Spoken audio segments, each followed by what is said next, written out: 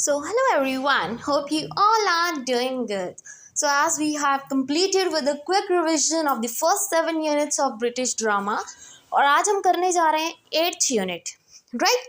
तो हम जो 7th यूनिट थी और 8th यूनिट वो एक ही राइटर्स के हैं और एक ही ड्रामा है जिसको दो पार्ट्स में डिवाइड कर दिया गया है, दो यूनिट्स में डिवाइड किया गया है, जो थॉमस मिडल्टन और विलियम राउले ने लिखी थी, दी चेंजलिंग, राइट?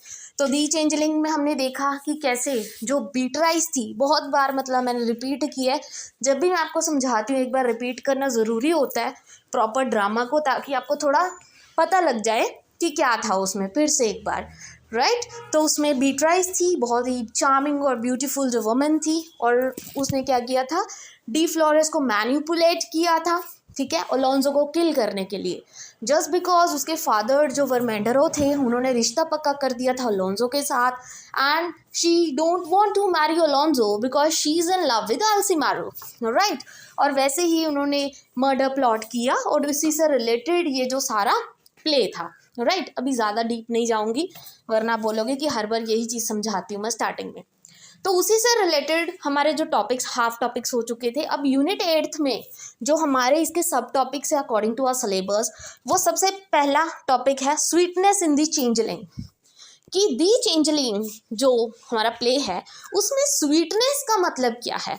एक्चुअल में ये स्वीटनेस है ना, ये बता रही है कि कैसे, जैसे फॉर एग्जांपल बीटराइस है, इतना स्वीट बन के लोगों को मैनिपुलेट करती है, बेवकूफ़ बनाती है और लोग बेवकूफ़ बन भी जाते हैं, वो होती है स्वीटनेस जो इस द चेंजलिंग प्ले में यूज़ की गई है, राइट? तो सबसे पहले टॉपिक इसी टॉपिक पर फोकस करते हैं, that is sweetness in the Changeling. In Thomas Middleton and William Raleigh, The Changeling, the word sweetness, सबसे पहले जब भी कोई भी क्वेश्चन आए, जैसे अभी स्वीटनेस है ना, इस पे फोकस ज़्यादा करना। सबसे पहले बताना स्वीटनेस का मतलब क्या होता है, right? Sweetness is used to describe the deceptive and manipulative nature of certain characters, particularly Beatrice। मतलब उन्होंने पर्टिकुलरली फोकस किस पे किया, बीट्राइस पर, कि वो इतना मतलब मीठा बनती थी मुंह से, ठीक है, कि दूसरों को मैनिपुलेट करती थी और अपने जाल में फंसा लेती थी। Who uses his charm and flattery to achieve her selfish desires। अपने जो सेल्फिश डिज़ायर्स हैं उनको पूरा करने के लिए दो लोगों को मैनिपुलेट करती थी मीठी मीठी बातें करके, राइट? सो फर्स्ट सब part, Beatrice deceptive sweetness. Beatrice, the main character, uses her charm and seemingly innocence to manipulate those around her, including her fiancé Alonzo, Alonzo को मैनिपुलेट करने के लिए, and her father servant D Flores, ठीक है, जिसके साथ इसने sexual relationship बनाए थे। देन सेकेंड सब part, contrasting with the genuine affection. इस जेन्युइन अफेक्शन किसका था, किसके साथ, अल्सीमारो का, बिकॉज अल्सीमारो तो ट्रूली जो बीट्राइस से प्यार करता था, तो वहाँ पे एक जेन्युइन अफेक्शन आ गया, ठीक है। और बीट्राइस ने बीच बीच में बहुत बार, सॉरी नॉट बीट्राइस, अल्सीमारो ने इस प्ले में बीच बीच में कई बार बीट्राइस को स्वीट कह के, मतलब एक तरह से उसको स्वीट बोल के क्या है बताया है कि वो बहुत ज़्यादा स्वीट है नेचर की, बहुत ही प्यार से, मतलब जैसे हम किसी का नाम लेते हैं तो वैसे। The play contrasts Beatrice's manipulative sweetness with the genuine affection and loyalty displayed by the character like Isabella। Isabella भी जो सब प्लॉट में आई थी, ठीक है जी, जिसके जो हस्बैंड थे डॉक्टर थे एलिबियस, ठीक है, और मेंटल असाइलम में जिन्होंने इसाबेला को बंद करके रखा था। Who is locked away but still finds contentment, and Alcimaro who is in deeply in love with Beatrice। इनका तो genuine affection था ना, ये तो truly love करते थे। Then कुछ एग्जाम्पल्स दोगे आप जो आपने इस प्ले में देखी, जैसे कि आप एग्जाम्पल दे सकते हो बीट्राइस मैनिपुलेशन ऑफ डायफेंटा, कि कैसे जो बीट्राइस है उसने डायफेंटा जो उसकी सर्वेंट थी, अब उसकी मेड थी, उसको कैसे मैनिपुलेट किया कि वो उसके हस्बैंड के साथ सो जाए थोड़ी नाइट्स के लिए, ठीक है। Her waiting women to take her place on her wedding night further showcases her deceptive nature. एक एग्जाम्पल तो यही होगी कि जो बीट्राइस ने डायफेंटा को मैनिपुलेट किया था अपनी स्वीटनेस से। जो जो आपने उस प्ले में समझा ना, बस आपको उस चीज़ को एक्सप्लेन करना है अपने वर्ड्स में, राइट? देन आप एक एग्जाम्पल दे सकते हो कि अल्सीमारो ने जैसे अभी मैंने बताया, Alsemero uses the word sweet to describe the Beatrice even after her actions shows how easily he can be manipulated by her, right?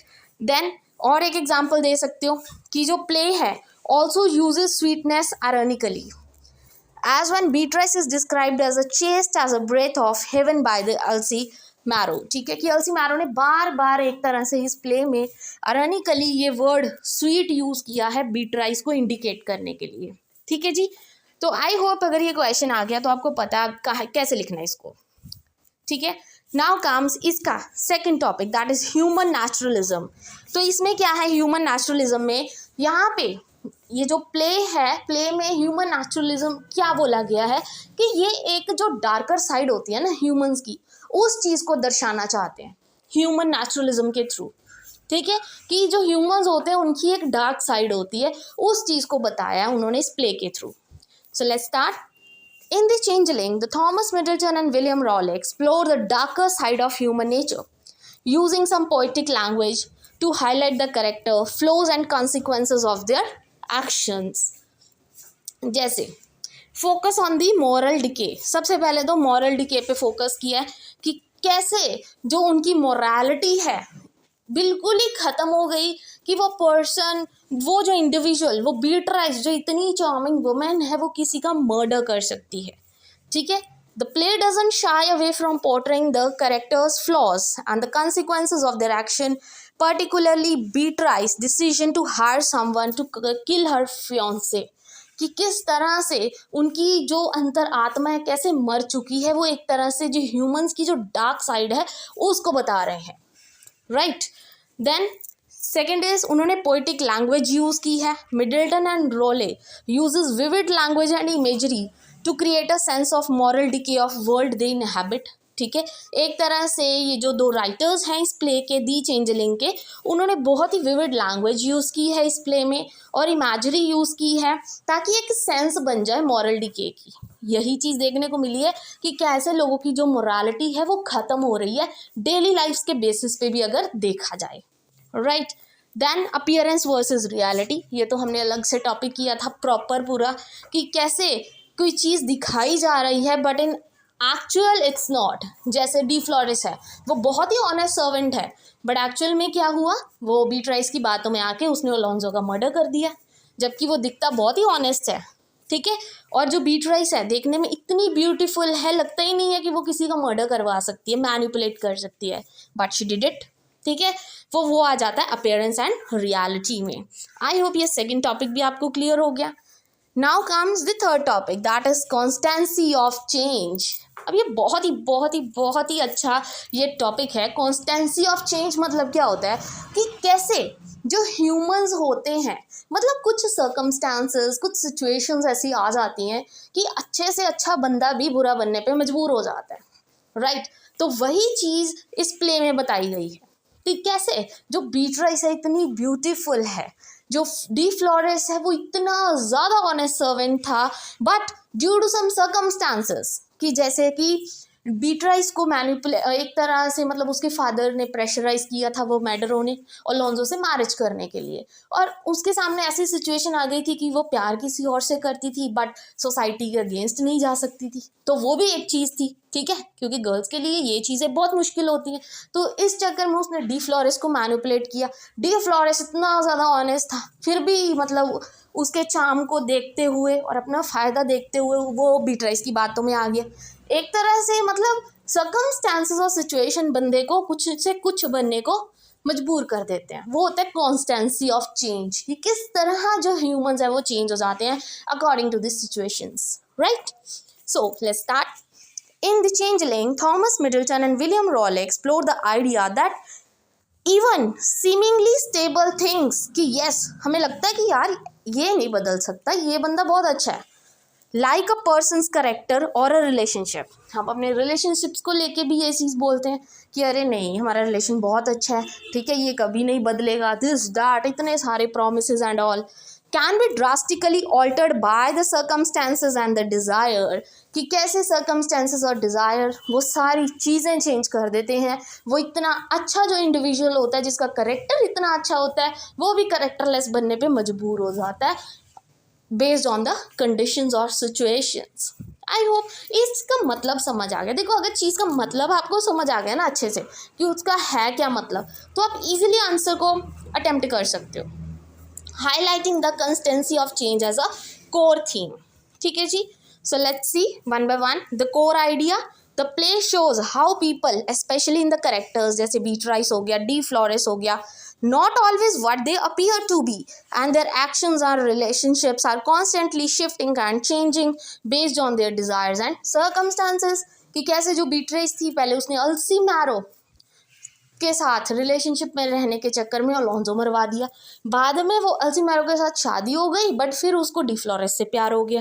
मतलब किस तरह से रिलेशनशिप शिफ्ट कर रहे हैं, ठीक है जी, कैसे चेंज हो रहे हैं अकॉर्डिंग टू द सर्कमस्टेंसेस, वो चीज़ बताई गई है। देन बीट्राइस चेंज, मतलब हर एक बंदे का आप चेंज बताते चलोगे आप, ठीक है। मतलब इस प्ले में ना एक प्लस पॉइंट यही है कि हर एक करेक्टर को आप उस पॉइंट से लिंक्ड कर दो और उसके बारे में एक्सप्लेन करते चलो, ठीक है। अब आप बताओगे बीट्राइस का चेंज, कि जैसे बीट्राइस हमने देखा कि कैसे वो एक तरह से ड्रामेटिक ट्रांसफॉर्मेशन हमें देखने को मिला when falls in love with Alsemero, seeks to marry him even if it means betraying her fiance Alonzo and hiring De Flores to murder him. ठीक है, कैसे वो अल्सीमारो से प्यार करती थी, उससे शादी करना चाहती थी, और जिस वजह से उसने अपने फियांसे अलोंजो को मरवा दिया डी फ्लोरेस को बोल के, right. Then De Flores change, portrayal as a loyal servant, जो डी फ्लोरेस है बहुत ही लॉयल सर्वेंट था, but his infatuation with the Beatrice, वो बीट्राइस से बहुत ज़्यादा अट्रैक्टेड था, lets him to commit the murder and ultimately to a desperate and violent end. ठीक है जी, फिर भी वो बीट्राइस की बातों में आ गया, मैनिपुलेट हो गया, ठीक है जी, और उसने क्या किया, अलोंजो का मर्डर कर दिया। देन अल्सीमारो का पर्सपेक्टिव भी देखोगे, the man Beatrice is infatuated with remarks on the transformation he sees around him, ठीक है, तो उसका पर्सपेक्टिव भी देखा गया। Now comes the fourth topic, closet drama, और ये क्वेश्चन आ चुका है प्रीवियस ईयर क्वेश्चन पेपर में। क्लोजेट ड्रामा कैसे एक्सप्लेन करोगे? एक्चुअल में क्लोजेट ड्रामा क्या होता है कि प्ले का एंड कैसे हुआ, वो होता है क्लोजेट ड्रामा। और एंड में हमने क्या देखा कि जब बीट्राइस और डी फ्लोरेस बात कर रहे थे ना कि उसने अलोंजो का मर्डर किया और ये सब चीज़ें, जो वो एक दूसरे से फिजिकली कांटेक्ट में आए, ये सब बातें कर रहे थे, और अल्सीमारो ने सुन लिया, एंड अल्सीमारो ने फिर उन दोनों को क्या है, क्लोजेट में बंद कर दिया, लॉक कर दिया, ठीक है जी। एंड इन दी एंड दोनों को क्या है, सज़ा सुनाई गई डेथ की। वो होता है क्लोजेट ड्रामा, कि मतलब एंड क्या था प्ले का। सो let's C, in Thomas Middleton and William Raleigh, The Changeling, the closet drama refers to the pivotal scene where D. Flores, after murdering Alonzo, and Beatrice are locked in the closet of Alcimaro, leading to a tragic climax where D. Flores stabs Beatrice and himself, confessing their crime before dying। कि कैसे दोनों ही, जो Beatrice है और D. Flores है, अब अपना crime क्या है, अपना जुर्म क्या है, कबूल कर रहे हैं मरने से पहले। तो वन बाय वन स्टार्ट करते हैं। डी सेटअप, बीट्राइस जो एंगेज थी अलोंजो से, falls in love with Alsemero and through manipulation convinces De Flores to kill Alonzo so she can be with Alsemero, because वो अल्सीमारो के साथ रहना चाहती थी। उसने डी फ्लोरेस को मैनिपुलेट किया और अलोंजो को मरवा दिया। फिर उसके बाद आ जाएगा the murder, De Flores carried out the deed and after noticing a diamond ring on the Alonzo's finger, he cuts the finger off, intending to give a ring to the Beatrice। कि उसने क्या किया, Alonzo के पास गया D Flores, उसकी जो finger थी, ring finger थी, उसको काट दिया ताकि वो एक प्रूफ दे सके बीट्राइस को कि उसने अलोंजो का मर्डर कर दिया है, ठीक है। उसके बाद दी इम्प्रिजनमेंट, ठीक है, सबसे पहले सेटअप आएगा, ठीक है जी, कि क्या सेटअप किया गया था, क्या आइडिया था इस प्ले का। देन फिर उनका मर्डर हुआ, then come imprisonment. Alsemero upon discovering Beatrice crime lock De Flores and Beatrice in his closet while he plans to bring them to justice. ठीक है जी, वो अलोंजो को जस्टिस दिलवाना चाहता था, जिस वजह से उसने डी फ्लोरेस और बीट्राइस को क्या है क्लोजेट में बंद कर दिया था, अपनी कैद में रख लिया था लॉक करके। Then the closet drama, once the rest of the characters arrive, कि उसने क्यों उसको जेल में बंद करके रखा था दोनों को, क्योंकि अभी वर्मैंडरो वगैरह वहाँ पे प्रेजेंट नहीं थे और वो वेट कर रहा था कब वर्मैंडरो वगैरह घर पे आए और वो सबको इनकी गलतियाँ बताएं कि इन्होंने अलोंजो को मरवाया था। Alcimaro reveals Beatrice and De Flores' crime. In the closet, De Flores fatally stabs Beatrice and himself, confessing their crime and dying together. और दोनों ही अपना जुर्म कबूल करते हैं, अपना क्राइम कन्फेस करते हैं और दोनों को ही सज़ा सुनाई जाती है। ठीक है जी। फिर उसके बाद एंड इन द एंड क्या हुआ, the aftermath, Beatrice asked for forgiveness and welcome death as ending to her shame. जो बीट्राइस है वो मतलब एक तरह से माफ़ी मांग रही थी भगवान से और अल्सीमारो से कि उसने अलोंजो को मरवा दिया। ठीक है, और डेथ के लिए वो बिल्कुल तैयार हो गई थी, बिकॉज उसको लगता था कि उसने गलती की है। बट जो डी फ्लोरेस है वो बेवकूफ़ का बेवकूफ़ शेमफुल ही रहा, वो उल्टा थैंक यू बोल रहा था कि चलो बीट्राइस मेरी ज़िंदगी में कम से कम आई तो सही। ठीक है जी। And does not regret his crime, और उसको बिल्कुल भी ऐसा नहीं था कि मैंने कोई क्राइम किया है, उल्टा वो खुश था कि मैं बीट्राइस के साथ फिज़िकली कॉन्टैक्ट में आया और इस चीज़ को लेके वो बहुत खुश था और अपनी गलती मान गया। ठीक है जी।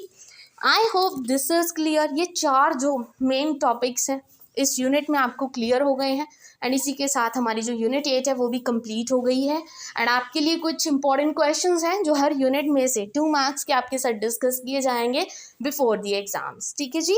And I hope this video is useful for you, अच्छी लगी हो, अंडरस्टैंडेबल हो video, please don't forget to comment and like and subscribe my channel. Thank you very much.